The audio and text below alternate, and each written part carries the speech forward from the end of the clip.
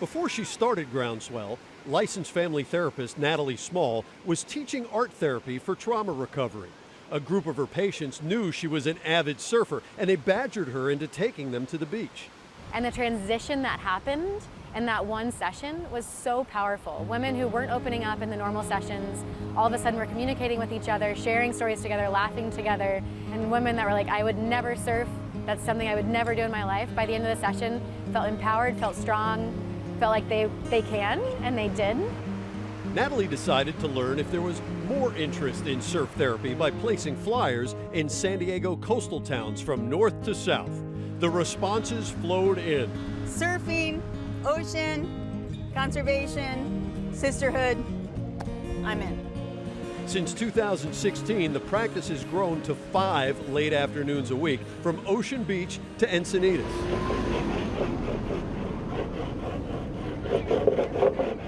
Leanne Tibiatowski didn't know it, but her anxiety and self-esteem challenges were from a sexual assault she suffered and buried as a teen. She saw a surf therapy session in progress and decided to meet Natalie. I have a background working with trauma, and so we sat at these very rocks, and I basically grilled her to make sure that it was a safe and appropriate place for me to come, because I wasn't just coming to learn how to surf. I was coming for a lifeline, and it's exactly what I got. Each therapy session begins with meditation and sharing experiences with fellow surf sisters, many of whom would prefer to have their identities not be revealed. Well, from there, they get in the water, but only if they choose to. They'll say, if you're afraid, if you just want to sit in the sand today, wherever you're at is fine. Lene Wangler was overcoming some life challenges when she decided to challenge herself to face her lifelong fear of swimming. She took swim lessons, and then surfing was the next hurdle. It helps me overcome fear, and not just fear of the water, but just fear in general. All patients and mentors are called surf sisters, and being in Mother Ocean brings some of the magic. You're just really in the moment, and any stress, anxiety, cares you have, you completely leave them on land. So almost every wave that goes through, whether I was falling, getting tossed, or getting a ride, was helping me heal. As the Beach Boys once sang, catch a wave and you're sitting on top of the world. Pure joy. It's exhilarating. It's refreshing, it's transformational. There's an experienced mentor with every surfer, and more mentors on the beach who encourage their surf sisters. Whether it's cheering women on that are getting in the water, whether providing a safe space if somebody is upset or requires, some one-on-one attention.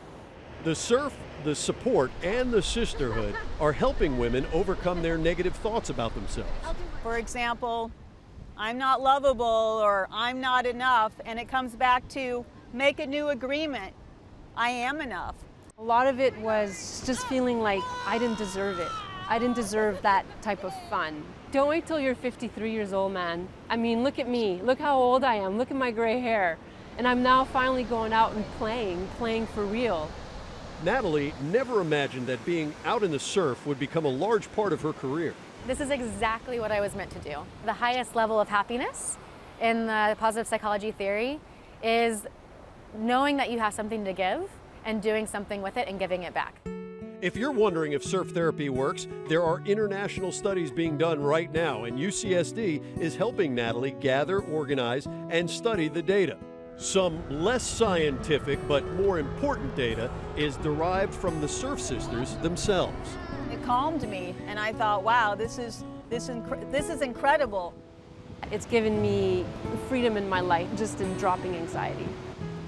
For me to get out there and surf now, it has given me the confidence that I really can do anything that I set my mind to.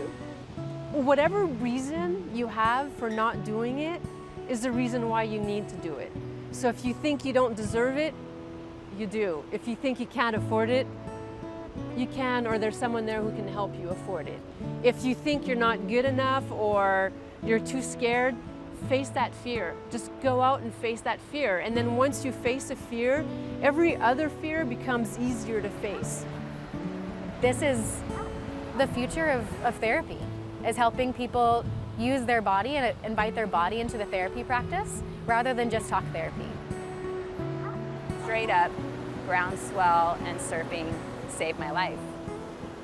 And I don't say that lightly. So if I can share my story or support somebody in the water so that they have a chance to reclaim their life, I will tell this story. I will tell this story.